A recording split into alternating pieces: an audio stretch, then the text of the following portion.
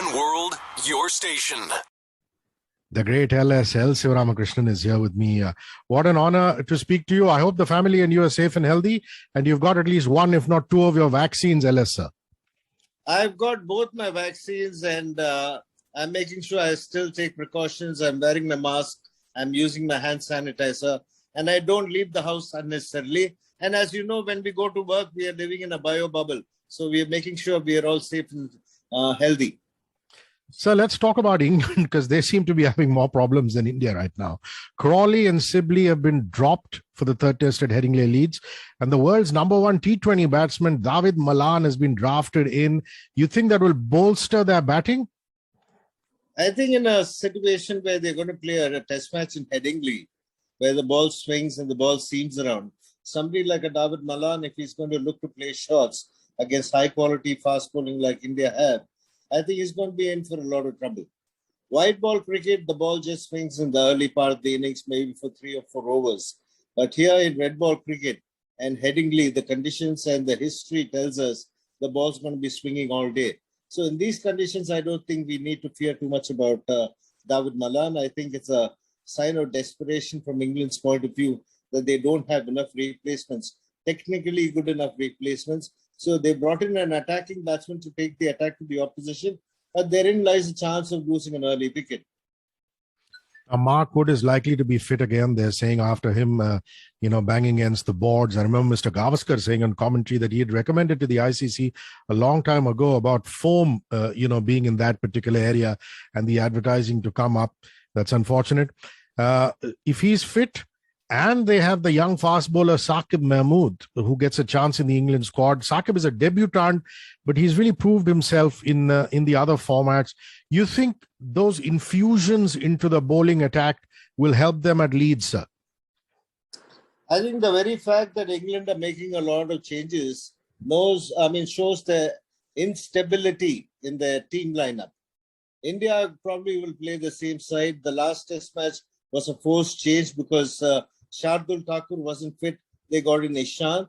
So the side that makes more number of changes are the ones that are more insecure and the ones that are less confident. So I think these changes coming in will also put pressure on the people that are coming in, because England are one down. So they will get into a situation where they'll have to win a match to get those ICC points. So these people coming in will be added pressure on them, and India will just have to remain focused, take the positives of the first game. They should have won the first game in Nottingham, if not for the rains on the last day. They won the last test match, and it was a brilliant win. India will be high on confidence. At the same time, you should make sure that you don't get overconfident. And India, despite not winning tosses, are winning matches, which is very good. I think India are set up. They are a complete setup. And the openers are taking the responsibility because we are one batsman short. The openers are taking the responsibility and setting up good partnerships, seeing off the new ball. Rohit and KL Rahul are doing a very good job. And also, what's happening now, we saw that in Nottingham, we saw that in the second innings in Lords. The lower order batsmen adding very, very important runs. Now, this is a question that all our Ashwin fans will ask you, all spin fans will ask you, which is your art. Is there place for R. Ashwin in the squad, sir? We all know Ashwin can bat. Even during the time after the World Test Championship, he kept himself busy, match ready by playing some county cricket. My question is, have you spoken to him? Is it going to be the four seamers and Jadeja? Your thoughts? I think in the next match, where Headingley usually swings and seams around, it will be more or less the same combination. If Shardul Thakur is fit, he might come in place of Ishant Sharma, because Shardul Thakur can contribute with the bat. So that will be the only change. The conditions are the ones that are preventing Ashwin from playing in the 11. It's not the quality of Ashwin, it's only the conditions. I think even in Manchester, it's going to be cold, it's going to be swinging around. I think the best chance for Ashwin to play in the 11 is in the Oval Test match, where the sun will come out. It's in London, and usually the oval pitch helps the spinners. So if India are going to go in a combination with 3 fast bowlers and 2 spinners, only then Ashwin will find a place in the team. It's very, very unfortunate, and I feel sad for him, but that's the way it goes. I mean, the team is far more important than the individual. And Ashwin, being one of those boys, will realize that every win for Team India will take them a step further ahead in the World Test Championship points table. Are you in touch with him, sir? Have you exchanged the odd WhatsApp?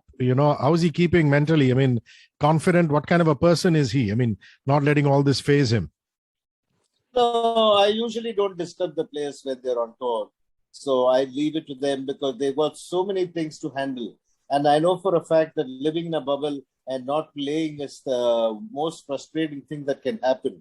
So Ashwin will find a way out because he's a very intelligent man and he will be working on different variations because he likes to add a new delivery almost every season. And now that he's not playing in the 11, he can probably bat a lot in the nets and improve his batting like Jadeja has done. And Ashwin got 100 in Chennai just recently on a ranked turner.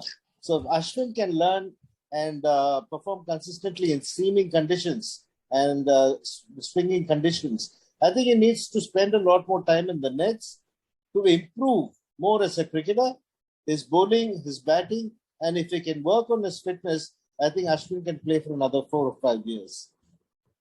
Pujara and Ajinkya were resolute. There's no doubt about that, but they still don't look like men in form, LS. There are also voices saying Hanuma Vihari was splendid in Australia.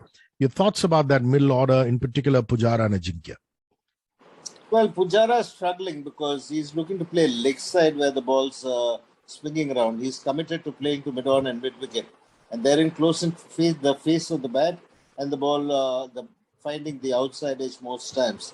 But in the last innings, he was gritty, played a number of deliveries, and he played an important part in steadying the India's innings. Ajinkya Rahane getting a half century probably saved him a place in the team. But who do we have to replace? I mean, Pujara. Pujara at the moment, we don't have anybody solid. We have stroke makers, but we don't have anybody solid. So I think Pujara will carry on. The only thing Pujara can do is to try and work out singles. If he plays 6 balls in a row, I can tell you as a bowler, I can plan a dismissal. So what Pujara can do is try and pick up a single as quickly as he can and get off strike, which means the other batsman will be playing and that will take a lot of pressure out of Pujara. So at the moment, he can concentrate on picking up singles in the early part of the innings, and later on when he's well set, he can play his natural game.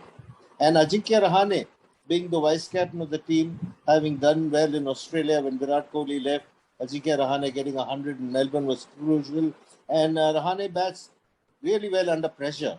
Even in the last game, in the second innings, there was a lot of pressure. He was cool as a cucumber and he played a very good innings. So I think at the moment, they will stay. But in the future, you have to look at replacements for number 3 and number 5 because they are in their 30s. They might play for the World Test Championship in the next 2 years, but 2 years and beyond, we need to start learning youngsters. So maybe Vihari's time will come. The Indian team's on-field behavior has come into the limelight, LS sir. Kohli exchanging words with Ollie Robinson, Siraj staring. What's your view? Now, you must have been sledged by the Aussies in your playing days. To give it back or to take it silently and let your performance do the talking? That's the question. No. We've been sledged for decades now, and nobody has said anything about it. Apart from the West Indians who made eye contact and talked through their eyes, the rest of the cricketers have made abusive remarks, and people sitting here in India won't know about it. And when Virat Kohli is going back at them, see, the very fact that somebody is sledging, and we've been on the receiving end for a few decades, is because they thought they were far superior. When I was playing in Australia, I was told that I get hit in the head. They want to hit me more than taking my wicket because they don't want me to bowl.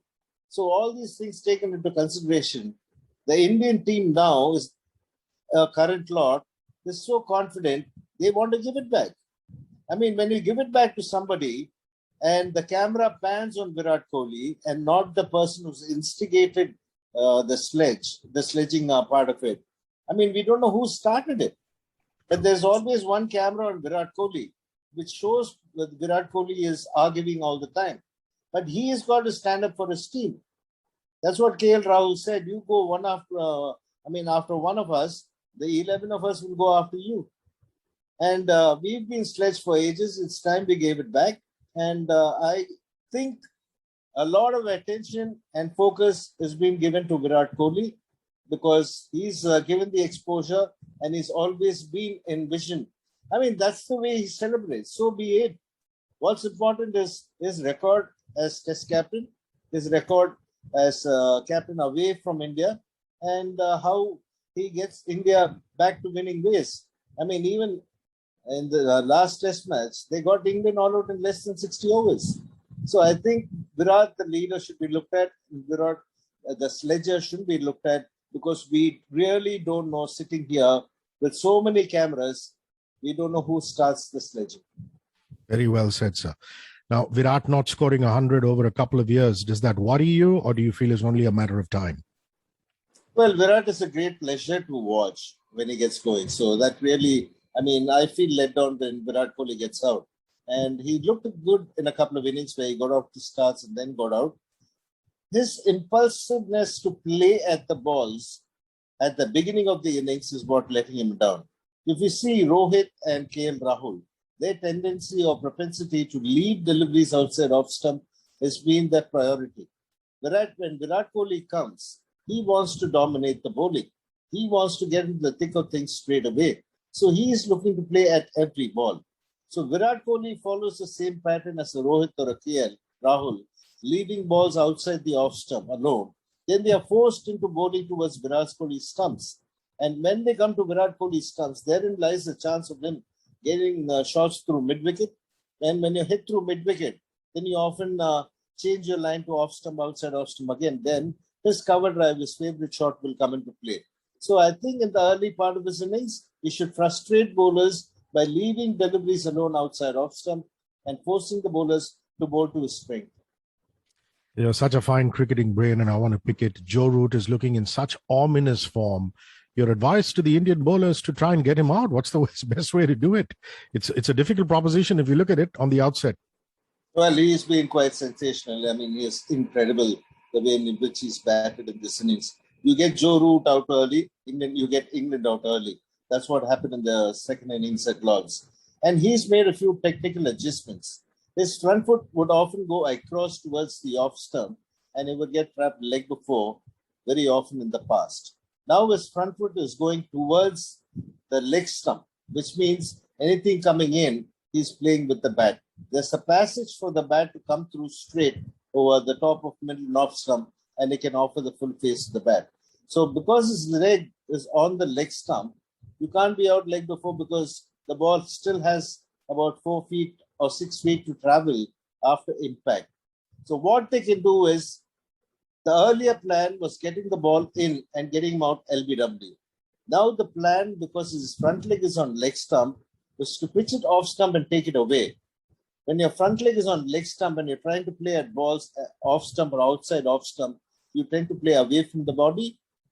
He might play a few cover drive, but set up an extra cover and a short cover, have 2 strips and a gully, bowl the outswingers more often than the in-swingers, and change your plan to getting him out caught in the slip or getting him out bowling from middle stump to off stump. Beautiful. Now, the last time we met at Headingley Leeds, 2002, India won by an innings and 46 runs, but I'm going to throw some numbers at you. In the last 3 tours, LS 2011, 2014, 2018, we have never won more than 1 test match in England in 3 tours. Do you think we can make it to love in this series? Are we looking that good? I think we certainly can. This is a different Indian team. A lot of people criticize Ravi Shastri, on social media. I know what Ravi Shastri is all about. He's always hungry for victories, whether he was a player, whether he was batsman. Ravi Shastri, I'll give you an example. The tour of Pakistan 1982 was my first tour with the Indian team. I was 16 years of age. Ravi hurt his webbing in the first test match, and the openers failed to get runs. And in the last test match, in the 5th test match, Sunil Gavaskar came up to him and said, I would like you to open the innings. When none of the other openers had got runs. But Ravi went out there and the ball was reverse swinging for the first time in cricketing history without anybody's knowledge. I mean, everybody knew later what happened, but Ravi went and got a brilliant 100. And that shows the character of that man. He was out with a split webbing, not playing 3 test matches. Then he's asked to open the innings. He plays the new ball. There's a lot of reverse swing of the old ball. He plays the likes of Imran Khan, Sarfraz Nawaz, and the rest, and gets an outstanding 100. That's what he's made of. I mean, he's strong in the mind. He's got the willingness to learn. He's got the urge to tell people. He knows how to nurture youngsters. And he and Virat Kohli get along really well. And I think Ravi, the champion of champions, will make sure that they win more than one more game. I think they'll want to make it 3-0, if not 4-0. Lovely. That's a lovely segue into your career, Sire. Now, your career, you were not yet 19 when you won a test match for India, 12 for 181 against England at Bombay in 84-85. It's wonderful that we're in the midst of an India-England series. We can talk about that. Your memories of that test match, I mean, they had Gatting, Gower, Lamb, 3 of the best batsmen in the world, and L. Sivaramakrishnan gets 12 for 181. We won by 8 wickets. Could you recount some memories, please? Yeah, it was Ravi again. I mean, we were playing a board president's 11 game versus England in Ahmedabad. And Mr. Sunil Gavaskar told Ravi Shastri to see how I was bowling. Well, there was no question of the talent. He was just inquiring about the form that I was bowling. And Ravi told me very clearly that I'm not going to expose you too much in the first innings. I'm going to give you a very short spell, which he did. I bowled only 7 overs. I got 1 wicket. And second innings, he gave me the end that I wanted. He said, whichever end you want, you bowl. And I think I bowled 24 overs, 25 runs and 4 wickets.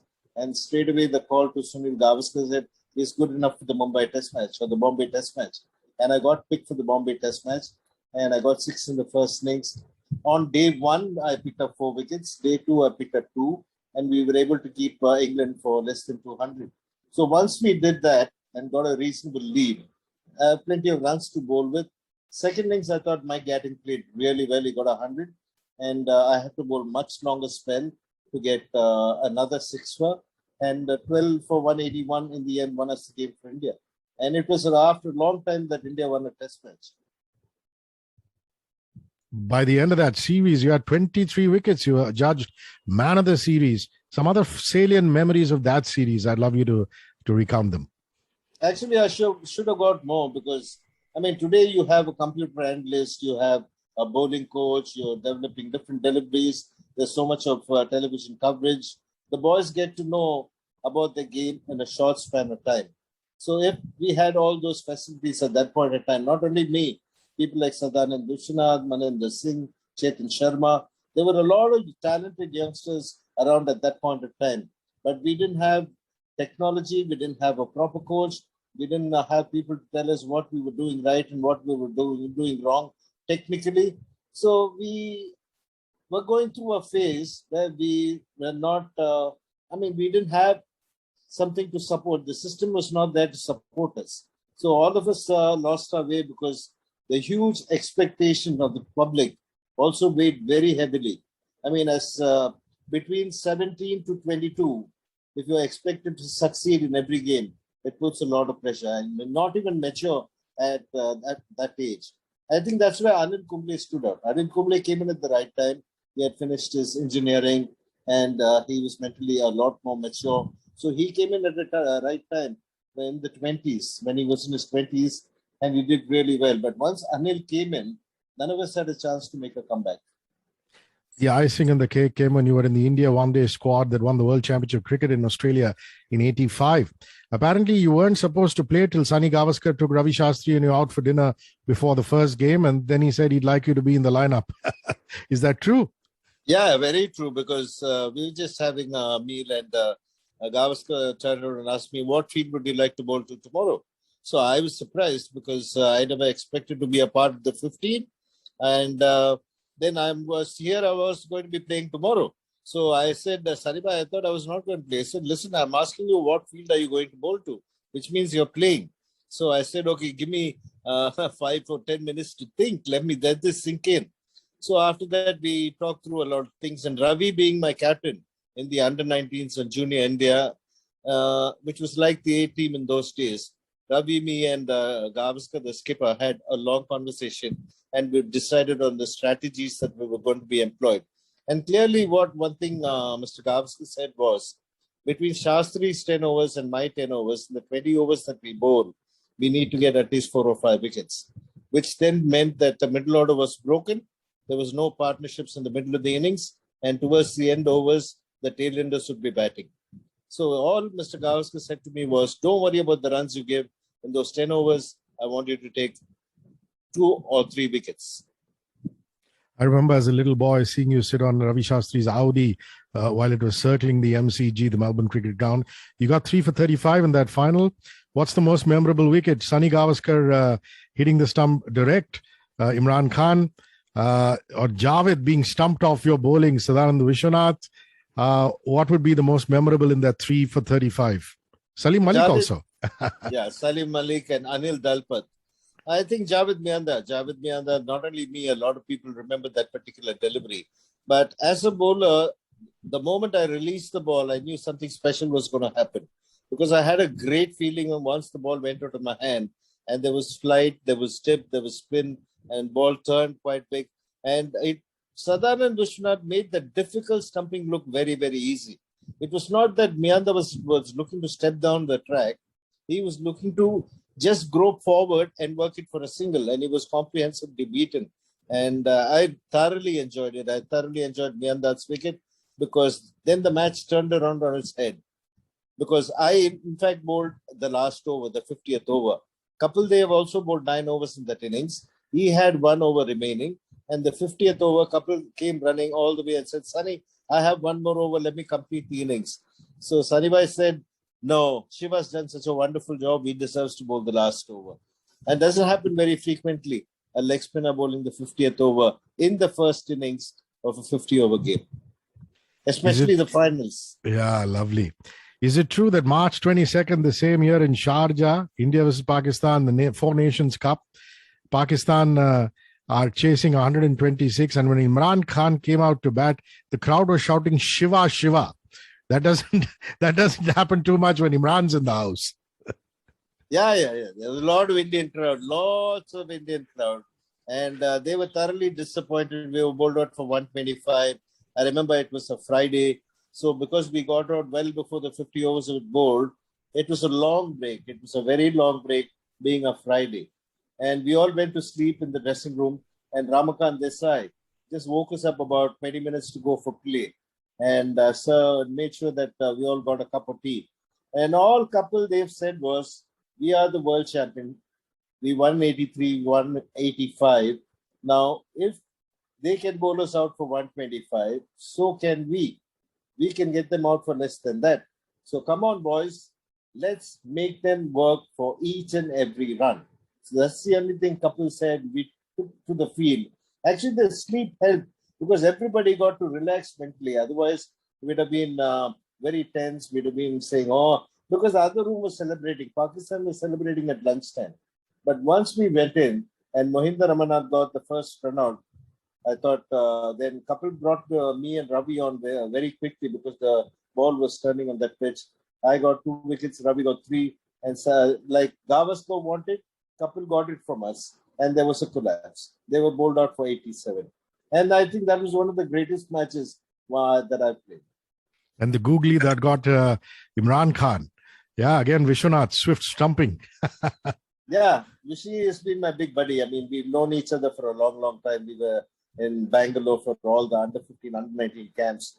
And Vishy knows my bowling inside out. So it was absolutely fantastic on Vishy's part to have affected Mianda stumping in Australia and Imran Khan stumping in Sharjah. I want to recount one Ranji memory. You had 500s in first-class cricket. Your batting by the late 80s had improved enough to make you a key member of the Tamil Nadu team just on the basis of your batting. Tamil Nadu won the Ranji Trophy in March of 1988 after 33 years. Your memories of that Ranji win, Bharat Arun, V. Sivaramakrishnan, who's now your co-commentator, Vidyut's dad, V.B. Chandrasekhar, Robin Singh, great side. If I'm not mistaken, you beat Railways in that final. Just your memories of being Ranji champs after almost 3.5 decades.